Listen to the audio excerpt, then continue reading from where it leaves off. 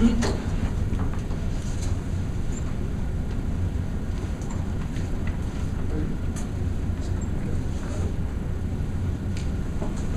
was a man who had a very unique name. His name was Caleb. He wasn't as popular as his friend Joshua. The name Joshua means the Lord is salvation. What an impressive name. But in case of Caleb, his name has the exact consonants of some kind of animal in Hebrew word, Caleb. Can you guess what animal that is? Surely brave warriors would be named like a lion or a bear or something, right? But his name means dog.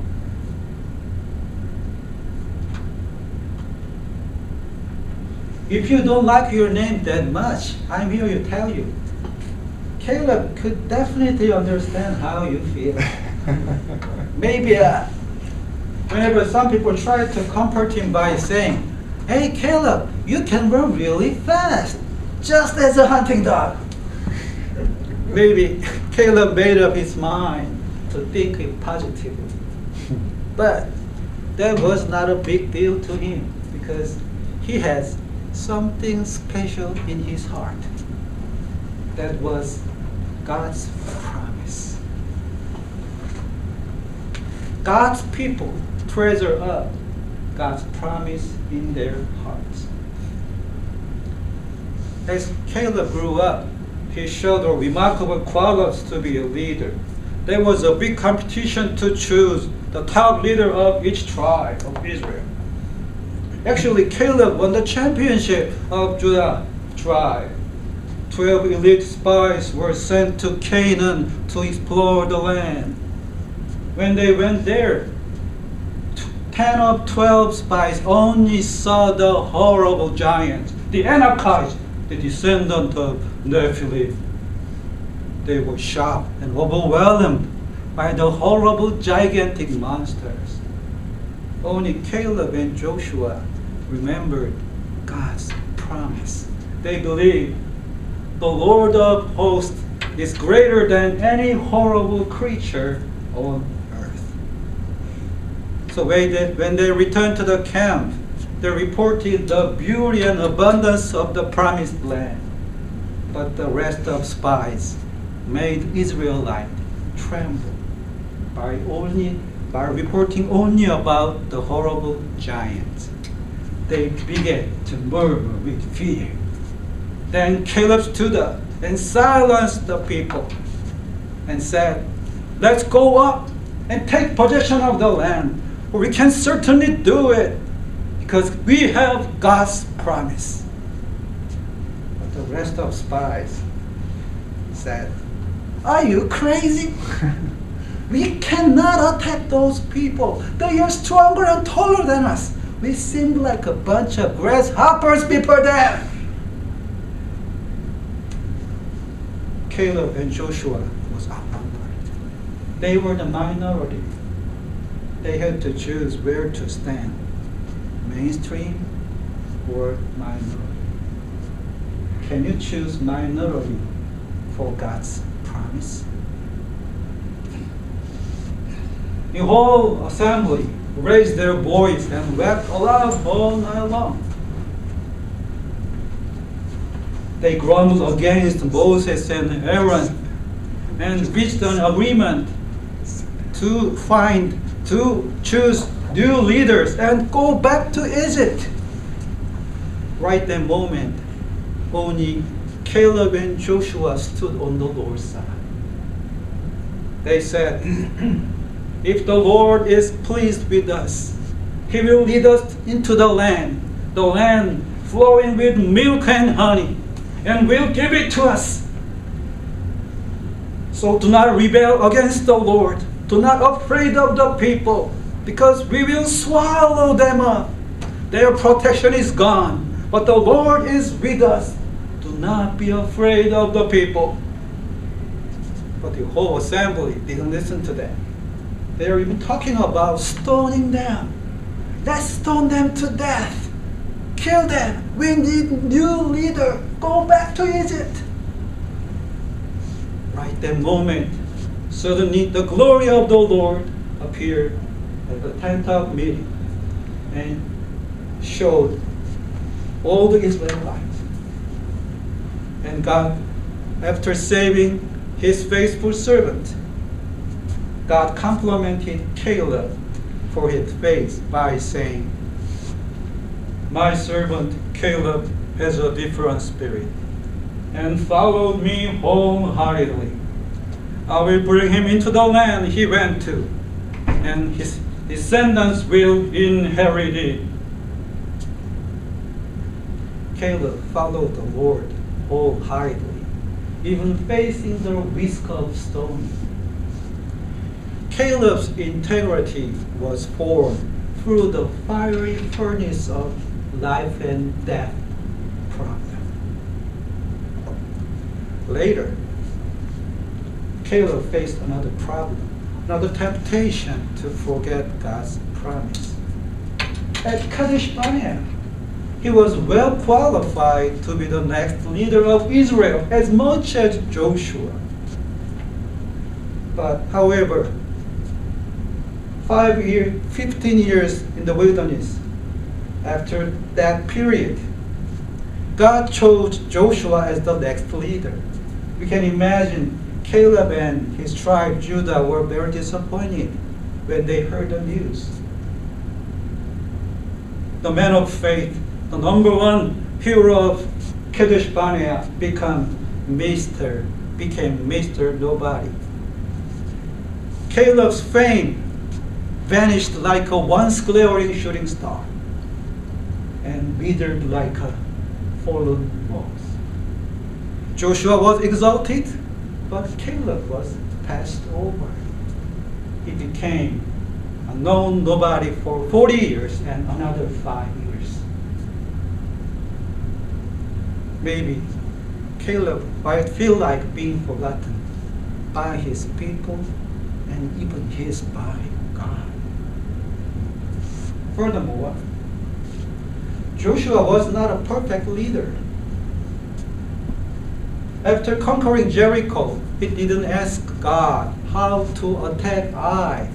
As a result, he couldn't notice Achan's crime before the Lord. When they attacked Ai without God's presence, they were brutally annihilated by the people of Ai. That was not it. Sometime later, Joshua was deceived by the people of Gibeonites and made a covenant for not attacking the Gibeonites. That was against God's command. Even though Joshua made several mistakes, there was no grumbling at all. How could that be? We can imagine how Caleb might say to Joshua, Joshua, what are you doing? One mistake is enough. If I were you in your position, I wouldn't do that. But I still trust in the Lord who chose you as my leader. I will stand by you. Being forgotten as Mr. Nobody, being passed over, and serving friend as his boss. If you are put into that position, can you still trust in the Lord? Caleb's integrity was filtered, purified through the filter of humility. Caleb was faithful, number 2, serving his friend as his boss. There came a time for Caleb to speak for himself. Joshua's retirement was at hand. It also means the Canaan conquest was almost over. According to God's command, the land west of Jordan was assigned to 9.5 tribes. Caleb had the distinguished privilege to choose his inheritance in Canaan. That was Caleb's turn to receive the reward he deserved. That was Caleb's time to claim his retirement grants for his lifelong service. That might be the moment Caleb had been waiting for. War is over. Get your portion. Let's have a party. Caleb might get better portion than Joshua's portion. Let's see how good land he chose. Caleb said, Joshua, give me the land of Hebron that the Lord has promised that day. As you know, the Anakites were still occupying the high walled, well-fortified big city on a hill. I know it's going to be very tough, but if the Lord helps me, I will drive them out, as he said. Caleb chose Hebron, the unconquered land, the unwanted land. According to Joshua 11:21-22 said, Joshua already went to hill country and destroyed the Anakites in Hebron already. But even after Joshua's attack, the Anakites still surviving there. They were almost like immortal. Even Joshua and his Israel army left Hebron abandoned. But Caleb didn't, because he had prepared for the last battle for 45 years. That was the last mission he should complete for the glory of God. You can imagine how Joshua blessed Caleb. Caleb, you have served me and God very faithfully. I'm very happy to bless you, brother. Go Hebron with my blessing. I will pray for you. I believe our God will be with you. After blessing Caleb, Joshua gave him Hebron as his inheritance. An 85-year-old warrior went Hebron with his own tribe. He led his people in the front. As they were getting close to the hill country, they could see the high wall up to the sky. Well fortified, big city on a hill. And the Highlander giants were ready to fight, roaring war cry. It was a mission impossible. But like David approaching Goliath, Caleb still trusted in the Lord. Even facing the giants, we can imagine Caleb's war cry. My brothers of Judah, I have trusted in the Lord all my life. I still trust in Him with all my heart. Are you with me, God's people? Our Lord will lead us. Let's go up to the hill in the name of the Lord. That was it. The Bible tells laconically, God was with Caleb, gave Hebron as his inheritance. They finally conquered Hebron. Then the land had rest from the war. Joshua started the war, but Caleb finished it. That was God's original plan.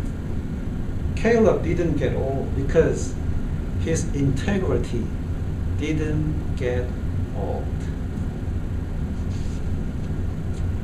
As Dr. D.A. Carson said, integrity is not looking faithful, but being faithful to the Lord. Through Caleb's integrity, God gave him Hebron as his inheritance and inheritance for the tribe of Judah. Sometime later, Jesus came to us as the son of David, the descendant of the tribe of Judah.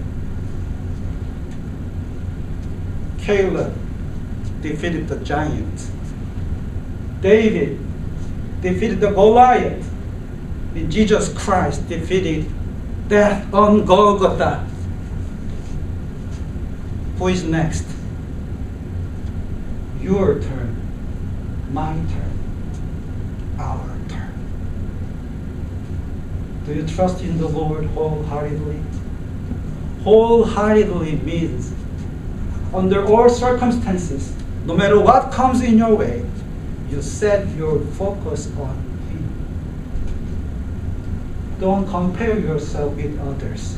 You got to run your race God has called you to run. Keep God's promise in your heart. No matter what happens, God will give you courage and humility and integrity to go on His way. Caleb was not number 2. He was second to none because he trusted in the Lord.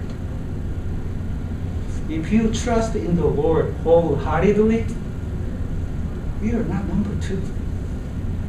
You are second to none. Trust in God wholeheartedly. You are not number 2. You are second to none. Thank you.